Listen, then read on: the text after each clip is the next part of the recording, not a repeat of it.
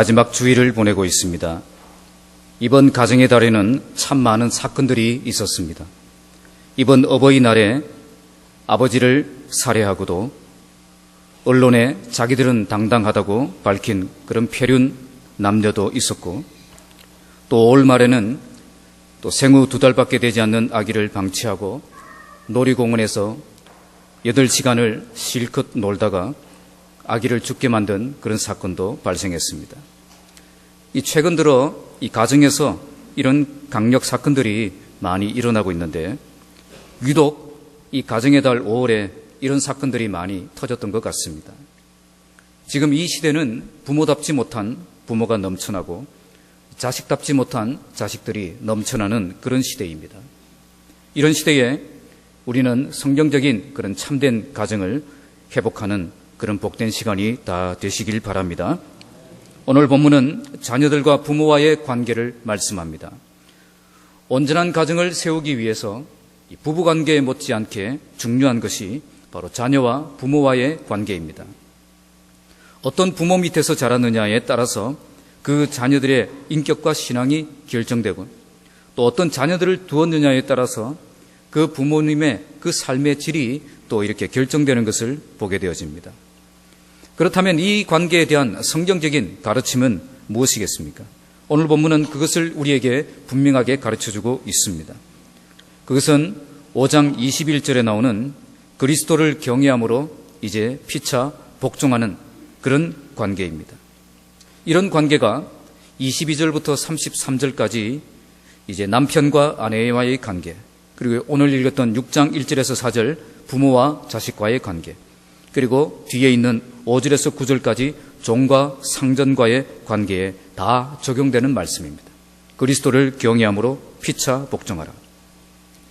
부모와 자식과의 관계가 서로 복종하는 관계다라고 말씀하고 있습니다. 이 세상에 그 어떤 종교도 자녀들을 이렇게 높은 위치로 올려놓은 그런 종교는 없습니다. 자녀들이 부모를 공경하는 것은 당연하지만 부모가 자녀들에게 복종해야 한다는 것, 이것을 가르치는 종교는 이 세상에 하나도 없다는 것입니다. 그렇다면 어떻게 부모와 자녀가 서로 피차 복종해야 되겠습니까? 오늘 본문 1절에서 3절까지는 자녀들의 의무가 기록되어 있습니다. 중요한 동사는 순종하라 그리고 공경하라입니다. 그리고 4절은 부모들의 의무가 기록되어 있습니다. 여기에도 중요한 동사는 노엽게 하지 말라 양육하라는 것입니다. 그러므로 자녀들의 의무는 순종과 공경이고 부모들의 의무는 노엽게 하지 않는 것과 양육하는 것에 있음을 알 수가 있습니다. 자녀들은 부모를 공경하고 순종할 때에 부모에게 복종하는 것이고, 부모들은 자녀들을 노엽게 하지 않고 잘 양육하는 것이 자녀에게 복종하는 것입니다. 이런 관계가 피차 복종하는 관계라는 것을 오늘 말씀해 주고 있습니다. 먼저 오늘 본문 1절에서 3절까지 말씀, 자녀들의 의무, 순종하라, 공경하라에 대해서 말씀을 살펴보도록 하겠습니다.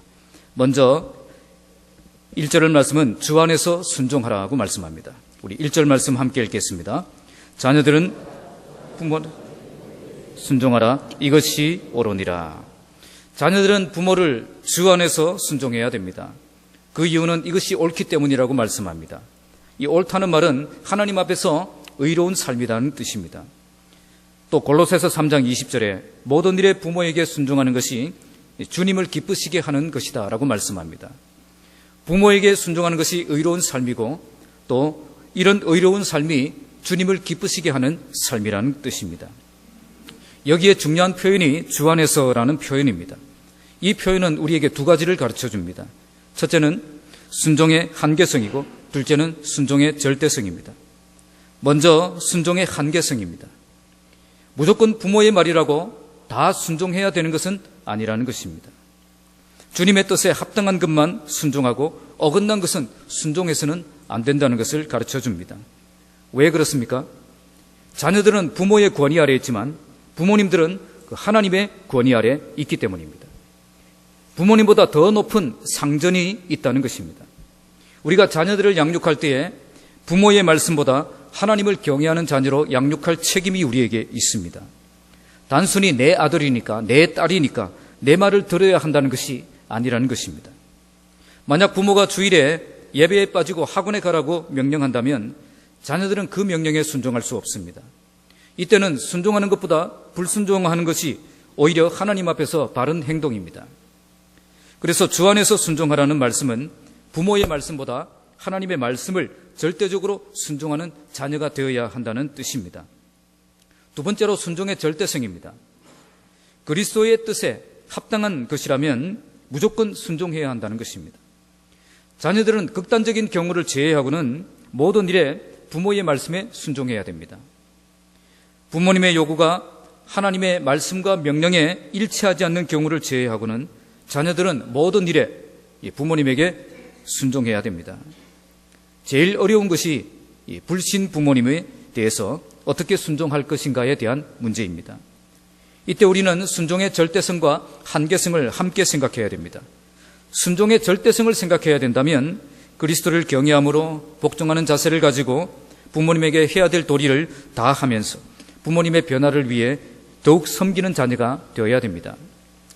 불신 부모님이라고 해서 그분들을 섬길 때 눈가림만 하거나 그렇게 해서는 안 되고 단마음으로 하듯 우리 부모님에게 주님께 하듯 깍듯이 섬겨야 된다는 것입니다. 신앙생활이 바쁘다는 핑계로 부모님을 공경하는 일을 게을리하는 자가 되어서는 안 되는 것입니다. 교회를 열심히 섬긴다는 구실로 부모님을 섬기는 일을 소홀히 해서는 안 된다는 것입니다. 그리고 순종의 한계성을 생각한다면 부모님이 아무리 반대를 하시더라도 복음에 합당한 삶을 살아야 됩니다. 적어도 철저하게 주의를 지키며 예배에 목숨을 걸어야 됩니다. 이걸 조화롭게 해결한다는 것, 이것은 쉬운 일이 아닙니다. 아무리 평소에 잘 해드려도 신앙 문제에만 부딪히면 섭섭해 하시는 것이 우리 불신 부모님들이기 때문입니다. 그런데 지금만 생각하면 안 됩니다. 결국 그분들도 나중에는 예수님을 믿고 돌아오셔야 될 분이 아니겠습니까?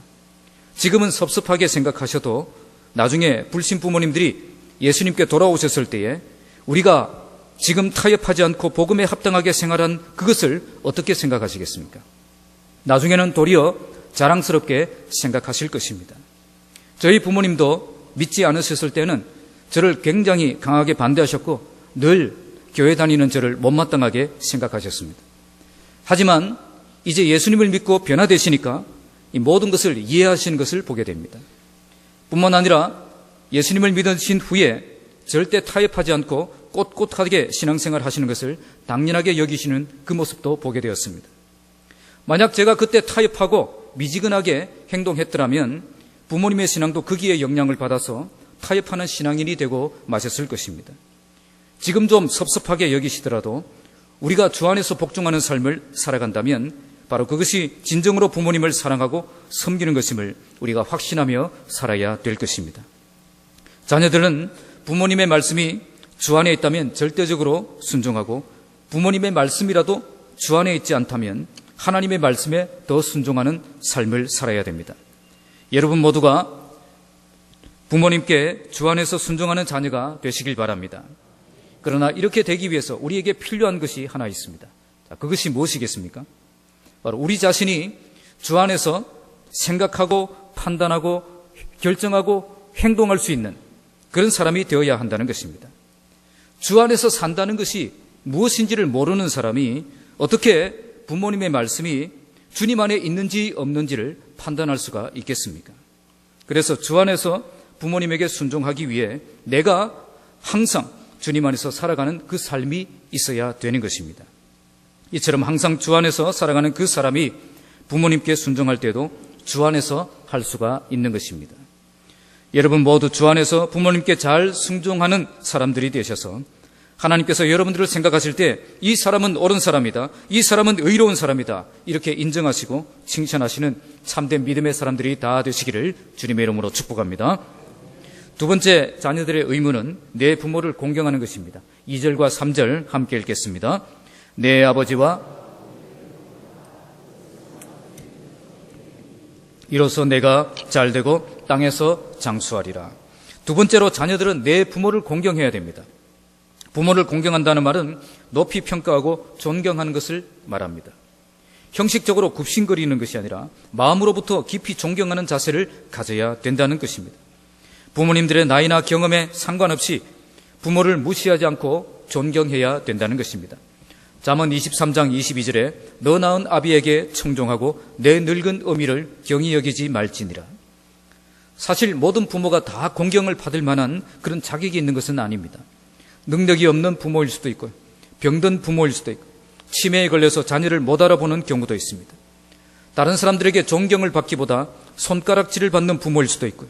무책임하고 부도덕하고 폭력적이고 방탕한 부모일 수도 있습니다. 이때 자녀들은 어떻게 해야 되겠습니까? 이런 부모님을 공경한다는 것이 고통이 될 수도 있습니다. 만약 부모님에게 상습적으로 폭행을 당해온 자녀들이라면 노년에 그 부모를 모신다는 것은 힘든 결정이 될 수도 있습니다. 또한 어떤 말도 들은 척도 하지 않는 그런 까다로운 부모님들과 함께 지낸다는 것도 갈등의 요소가 될 수가 있습니다. 그러나 오늘 말씀은 무엇이라고 말씀합니까? 그런 부모님일지라도 마음속 깊이 무시하지 말고 존경하는 자녀가 되어야 한다고 말씀합니다. 부모님이 못 배웠다고 무시해서도 안 되고요. 인격이 갖추어지지 않았다고 무시해서도 안 되고 부모님을 공경할 수 없는 조건이란 없다는 것입니다. 부모이기 때문에 공경해야 된다는 것입니다. 그러면서 이것이 약속이 있는 첫 계명이라고 말씀합니다. 자, 무슨 의미겠습니까? 여러 가지 해석들이 있지만 가장 근거 있는 해석은 10계명 중에 하나님의 약속이 있는 첫 계명이라는 해석입니다. 구약의 10계명을 보시면 대부분의 계명이 하나님의 명령만 기록하고 끝내는데 유독 5계명만 하나님의 약속이 기록되어 있다는 것입니다. 출애굽기 20장 12절에 내 부모를 공경하라. 그리하면 내 하나님 여호와가 내게 준 땅에서 내 생명이 길리라. 10계명의 5계명을 보시면 내 부모를 공경하라고 말씀하신 후에 그리하면 어떻게 해주겠다는 그 약속의 말씀이 기록되어 있다는 것입니다. 이처럼 부모를 공경하는 것은 그 하나님의 약속이 있는 첫 계명입니다. 그렇다면 어떤 약속입니까? 오늘 말씀에 두 가지가 나옵니다. 첫째는 내가 잘 되는 것이고 둘째는 땅에서 장수하는 것입니다. 내가 잘 된다는 이 말씀은 물질적인 축복을 또 형통의 축복을 의미합니다. 땅에서 장수한다는 말은 이 땅에 사는 동안 오래 살고 건강하게 산다는 축복입니다. 성경 어디에도 이런 약속이 있는 명령이 없습니다. 사실 우리가 예수 믿는다고 형통합니까? 예수 믿는다고 땅에서 잘 되고 장수합니까? 성경에 그런 약속은 없습니다. 우리가 예수 잘 믿는다고 해도 땅에서의 축복이 보장되어 있는 것은 아닙니다. 정말 우리에게 보장된 것은 하늘의 축복이지 이 땅의 축복이 아니라는 것입니다. 그런데 단 한 군데에서 땅에서 형통하고 건강하고 장수하는 축복을 누릴 수 있는 방법을 우리에게 말씀하고 있습니다. 바로 그것이 내 부모를 공경하는 것입니다. 바로 이것이 도랑도 치고 가재도 잡는 것입니다. 우리가 땅에서 잘 되고 하늘에서도 상급을 받을 수 있는 비결입니다. 예수 믿는 우리가 부모님을 공경하고 잘 섬기는 삶을 살아간다면 그때 땅에 축복이 있고 하늘의 상급이 약속되어 있다는 것입니다. 반대로 부모를 조롱하며 순종하기 싫어하는 자는 저주를 받는다는 무서운 말씀도 있습니다. 여러분 모두 부모님에 대한 의무를 게을리하지 마시고 최선을 다해 부모님을 공경하고 잘 섬기시기를 바랍니다. 바로 그것이 주님을 잘 섬기는 것입니다. 이처럼 부모님을 공경하는 삶을 살아간다면 이때 하나님께서는 여러분들의 삶에 개입하셔서 하늘의 복과 땅의 복으로 가득 채워 주실 것입니다. 우리 모두 부모님을 잘 공경하는 삶을 살아서 성경에 약속된 모든 축복을 온전히 받아 누리시는 믿음의 가정들이 되시기를 주님의 이름으로 축복합니다. 두 번째는 부모들의 의무입니다. 부모들의 의무는 4절 말씀에 노엽게 하지 말라 양육하라 말씀되어 있습니다. 4절 말씀 함께 읽겠습니다. 또 아비들아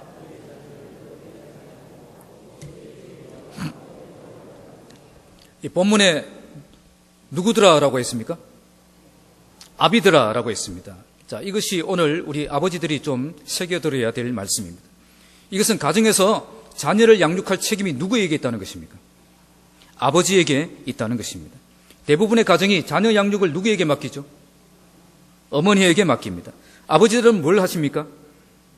밖에 나가서 돈을 벌어오는 것에 집중합니다. 그러니까 아버지의 역할은 가정에서의 역할이 그냥 돈 벌어오는 기계에 불과한 그런 시대가 되었습니다. 그러나 이것은 잘못된 것입니다. 아버지는 이 자녀 양육에 일차적인 책임이 있습니다. 아버지는 자녀들이 믿음 안에서 잘 성장하고 있는지, 교육적으로는 문제가 없는지, 또 인격적으로 육체적으로 잘 성장하고 있는지 늘 관심을 가지고 지켜보며 그것을 체크해야 된다는 것입니다. 지금 가정에서는 아버지의 역할이 중요합니다.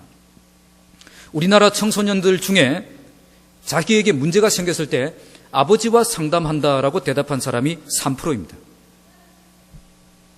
아버지와는 의사소통이 되지 않는다는 것입니다.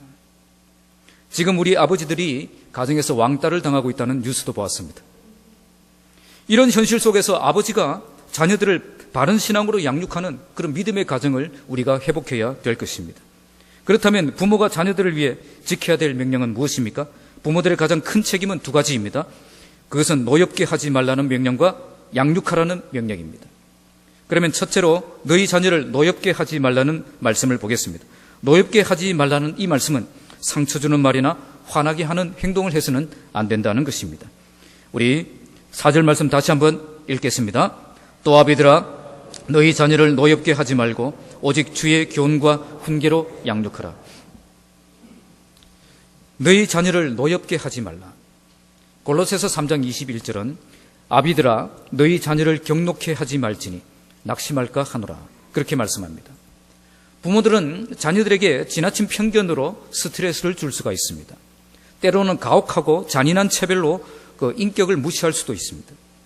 또 어떤 특정한 자녀만을 편애함으로 자녀 사이에 이런 미움과 갈등을 조장하는 그런 행위를 할 수도 있습니다. 더욱 조심해야 될 것은 이 자녀의 인생을 이 부모가 좌지우지하려고 해서는 안 된다는 것입니다. 여기에 자녀들이 가장 스트레스를 많이 받습니다. 자식 사랑하지 않는 부모가 어디에 있겠습니까? 그러나 부모가 하나님의 사랑으로 자식을 사랑하지 않으면 인간적인 사랑이 되고, 인간적인 사랑은 죄로 오염된 사랑이기 때문에 타락한 사랑이 될 수가 있는 것입니다. 그래서 자녀를 위한 사랑이라고 포장은 되어 있지만 사실은 이 부모님의 체면과 위신을 세우기 위한 그런 사랑이 되기가 쉽다는 것입니다. 왜 자녀들이 굳이 성공해야 됩니까? 왜 자녀들이 좋은 대학 들어가야 되죠? 조심하지 않으면 부모의 욕심과 욕망을 이루기 위한 도구로 이 자녀들이 이용당하는 그런 경우가 생길 수 있다는 것입니다. 10대 사역을 하면서 제가 10대들을 상담해 보면 부모로부터 상처받지 않는 자녀가 거의 없습니다. 부모들은 사랑했다고 하는데 자녀들은 상처받았다고 말합니다. 부모들은 오직 자식의 성공만을 위해서 그렇게 위해졌는데 자녀들은 그것이 고통스러웠다고 말합니다. 왜냐하면 자기의 인생이 아니라 이 부모의 인생을 강요받고 있다고 생각하기 때문입니다. 혹시 우리들 가운데는 이 자녀들에게 좋은 옷을 입히고 좋은 교육을 제공했고 또 좋은 환경과 음식을 제공했기 때문에 자녀들에게 충분히 요구할 자격이 있다고 생각하고 계시는 것은 아닙니까? 부모로서 자녀들에게 해줄 것을 충분히 해줬기 때문에 그들에게 함부로 대해도 된다고 생각하시는 분은 안 계십니까? 가정을 지옥처럼 생각하는 자녀들이 의외로 많습니다. 집에 오면 편안한 것이 아니라 불안한 것입니다. 그래서 어떤 핑계를 대서든지 밖에 있으려고 하는 것입니다. 집은 부모님들과 이 따뜻한 만남이 있는 것이 아니라 단지 잠을 잘 것이 필요하기 때문에 들어오는 것입니다. 부모님을 얼굴을 대하는 것이 부담스러운 자녀들이 많이 있다는 것입니다. 우리 자녀들은 부모님들이 원하는 인생을 살아야 될 이유가 하나도 없는 사람들입니다. 자녀들은 자기 믿음과 능력으로 자기 인생을 살아야 될 사람들입니다. 부모는 하나님께서 자녀들을 어떻게 이끌어 가실 것인가를 기대하며 기도하며 후원하는 그 위치에 있는 것이지 그것을 좌지우지하는 그 위치에 있는 것이 아니라는 것입니다. 대부분의 부모님들이 때늦은 뒤라야 자녀들의 말에 귀를 기울이기 시작합니다. 그때까지는 자녀들의 그 말을 듣는 것보다는 자녀들에게 한마디라도 더 하는 것이 중요하다고 생각하는 것 같습니다. 그래서 자꾸 잔소리를 하는 거죠. 이런 잔소리 때문에 우리 자녀들이 더 바르게 되는 것이 아니라 더 삐뚤어지고 있다는 것은 부모님들만 모르고 있다는 것입니다.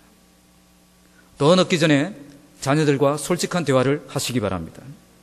그들이 정말 어떤 재능을 가지고 있고 어떤 비전을 가지고 있는지 물어보시기 바랍니다. 정말 자녀들이 원하는 인생이 무엇인가를 알아내십시오.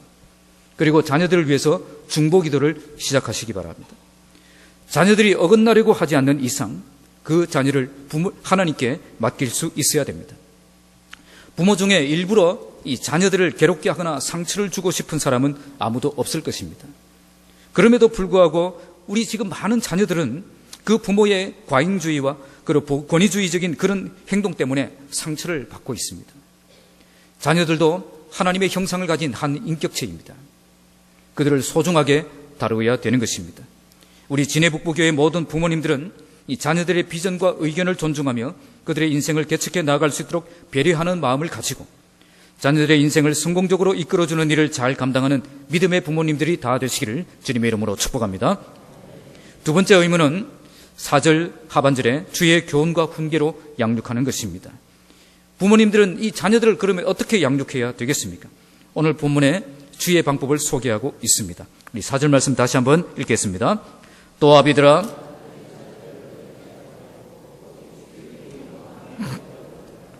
주의 교훈과 훈계로 양육하라. 이 말씀은 우리에게 그렇게 이렇게 쉽게 다가오는 그런 번역은 아닌 것 같습니다. 여기에 이 원문을 직역하면 그렇습니다. 이 교훈이라는 이 말은 매질을 통한 가르침, 매를 들고 가르치라는 거예요. 정말 아이를 사랑하는 마음으로 매를 들 수 있어야 된다는 것입니다. 잠언 13장 24절에 초다를 참아 못하는 자는 그 자식을 미워함이라. 자식을 사랑하는 자는 근실이 징계하느니라.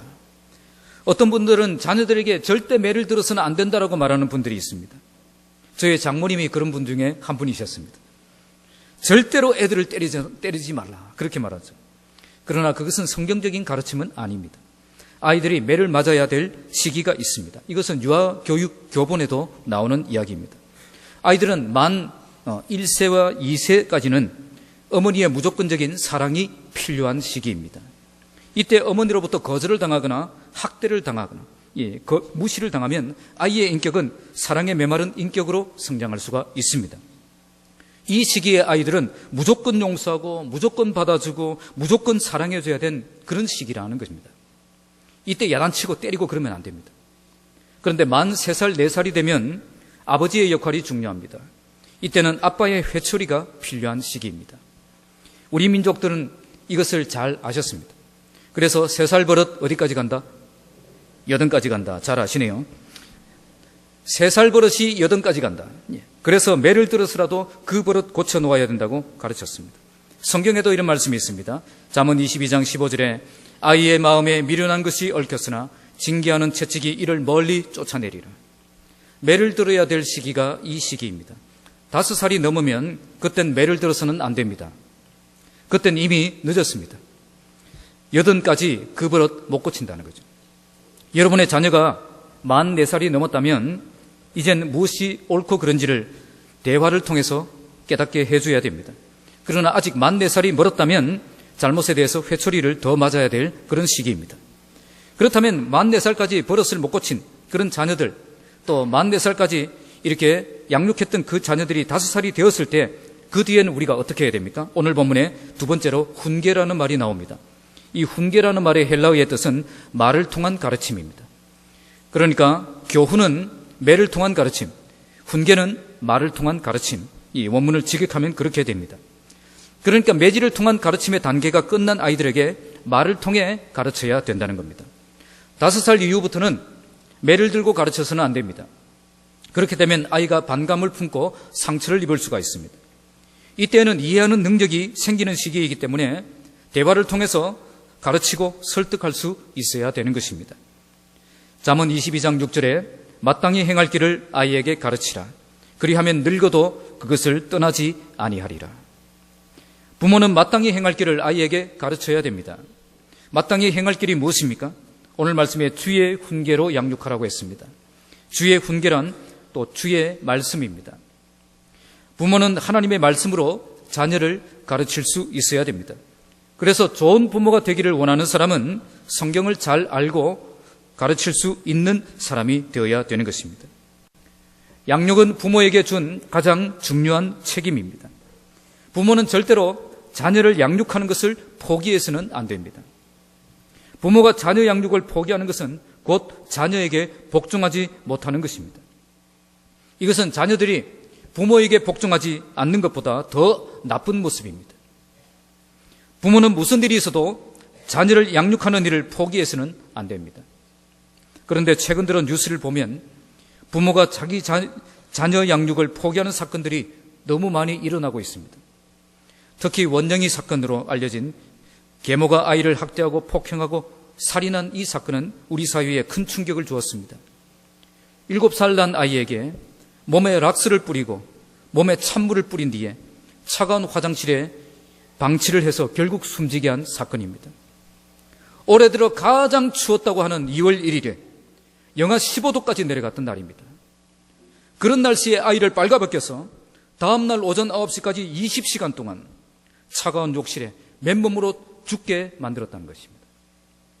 중간에 엄마를 애타게 불렀지만 두 사람은 술을 마시고 있었고 아무도 아이의 죽음에 대해서 신경 쓰지 않았습니다. 원영이와 그 누나는 저소득층 아이들이 간다고 하는 그 지역 아동센터에 늘 왔다고 합니다. 거기에 오면 그 아이들이 제일 먼저 찾는 것이 음식이었습니다. 선생님, 오늘도 먹을 것 주나요? 먹을 것 있나요? 저 굶었어요. 아동센터에 왔을 때 원영이의 모습은 이 먹을 것에 집착하는 굶주린 아이의 모습이었습니다. 그런데 문제는 그 아버지의 소득이 월 4,500이었다는 것입니다.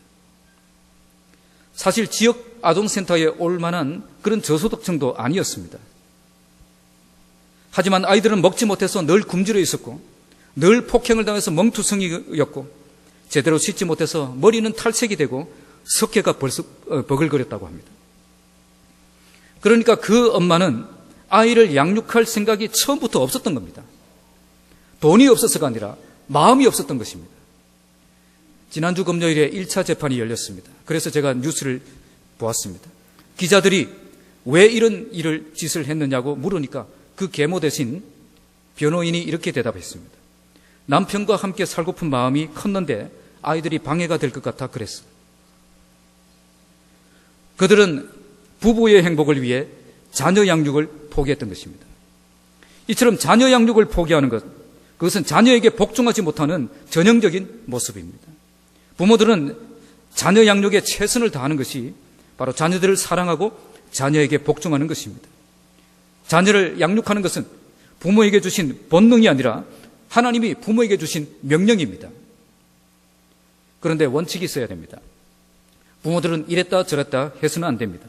부모들이 원칙이 없이 자녀를 양육하면 자녀들도 원칙이 없는 자녀들로 성장하게 됩니다. 동일한 잘못에도 부모들의 기분과 또 분위기에 따라서 체벌이 달라진다면 아이들은 부모의 눈치만 살피고 분위기만 살피는 아이들이 될 것입니다. 부모는 감정이 아니라 원칙에 의해서 자녀를 양육해야 됩니다. 오늘 본문은 중요한 원칙을 말씀합니다. 그것은 자녀를 노엽게 하지 말고 주의 교훈과 훈계로 양육하는 것입니다. 이런 원칙을 세우고 지켜서 자녀를 아름다운 믿음의 사람으로 양육하기 위해서 우리는 3가지를 명심해야 될 것입니다. 첫째로 부모와 자녀들은 영적인 나눔을 많이 가져서 서로 신뢰하는 관계를 만들어야 됩니다. 가정에서 부모가 자녀를 위해 축복하며 함께 기도하는 시간은 정말 중요한 시간입니다. 이런 함께 삶을 나누고 기도 제목을 나누고 함께 기도하는 시간을 가정에서 가져야 됩니다. 자녀들이 영적으로 잘 자라고 있는지 점검하며 함께 기도할 수 있어야 되는 것입니다. 둘째로 부모님들은 말씀을 많이 공부해야 됩니다. 주의 교훈과 훈계라고 했습니다. 이 자녀들을 교육할 때 이 성경을 손에서 놓으면 안 된다는 것입니다. 올바른 원리를 알고 따를 수 있도록 성경을 공부하는 사람이 되어야 되는 것입니다. 그리고 부지런히 성경을 들고 다녀 자녀들을 가르쳐서 자녀들이 성경을 아는 사람으로 자라날 수 있도록 도와주어야 되는 것입니다. 셋째로 부모는 신앙의 본을 보여야 됩니다.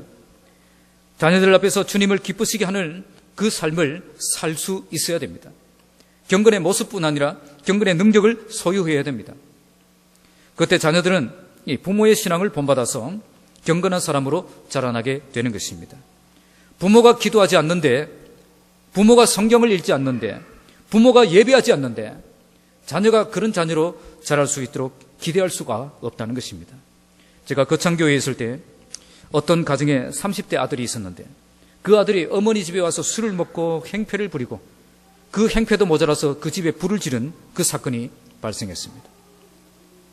우리 교회 교인은 아니었지만 그 가정을 위로하기 위해서 이 전도대원들과 함께 신방을 갔었습니다. 전도하면서 마침 전도하는 그 지역에 있는 집이었습니다. 그래서 그 집에도 한번 찾아가 보자. 그래서 찾아가서 이렇게 위로했는데 그 어머니가 얼마나 통곡을 하면서 울는지 참 모두가 참 가슴 아픈 그런 안타깝고 비극적인 일이 아닐 수가 없었습니다. 이 자녀 교육의 실패로 말미암아 이런 시련을 겪는 가정들이 얼마나 이 땅에 많이 있습니까? 자녀들이 처음 태어났을 때 어땠습니까? 얼마나 기뻐했고요. 얼마나 축복했고 얼마나 그를 애지중지 키웠습니까? 그런데 이제는 그 자녀가 두렵고 애물단지가 되어버렸습니다. 왜 이렇게 되었습니까? 모두 우리에게 책임이 있다는 것입니다. 오늘 말씀을 통해서 우리 부모들에게 주신 의무는 자녀들을 노엽게 하지 말고 오직 주의 교훈과 훈계로 양육하는 것입니다. 부모와 자녀와의 관계는 더 이상 인간적인 상처를 주고받는 관계가 되어서는 안 됩니다. 그리고 한 손에는 매를 들고 한 손에는 성경을 들고 가르칠 수 있어야 됩니다. 그래야 자녀들이 주에 대해 복종하며 하나님을 경외하는 삶을 살아가도록 가르쳐야 됩니다. 여러분들의 자녀들이 부모님의 신앙을 이어받아서 거룩하며 신실한 믿음의 사람들로 잘 양육되어서 하나님의 나라와 세상에서 인정받고 존경받는 인물들도 자라날 수 있기를 주님의 이름으로 축복합니다. 말씀을 맺겠습니다. 2016년이 시작된 지 벌써 5월이 지나고 가정의 달도 마지막 주가 지나고 있습니다. 오늘 이 사회에 자녀들과 부모와의 관계가 무너져 있는 가정들이 얼마나 많은지 모릅니다. 이번 달에 여러분의 가정이 모두 주님의 은혜를 경험하고 회복되는 역사가 일어나길 바랍니다. 오늘 저는 가장 중요한 자녀들과 부모와의 관계에 대해서 말씀드렸습니다. 자녀들은 주님의 뜻 안에서 부모에게 순종하며 부모를 공경하는 자녀들이 되어야 되고, 부모들은 자녀들에게 지나친 스트레스를 주지 않고 주의 교훈과 훈계로 잘 양육하는 가정으로 세워지시길 바랍니다. 그래야 가정이 깨어지고 무너지는 이 시대에 성경적인 가정을 세우고 회복하여 세상에 하나님의 사랑을 증거하는 복된 믿음의 가정들이 다 되시기를 주님의 이름으로 축복합니다. 기도하겠습니다.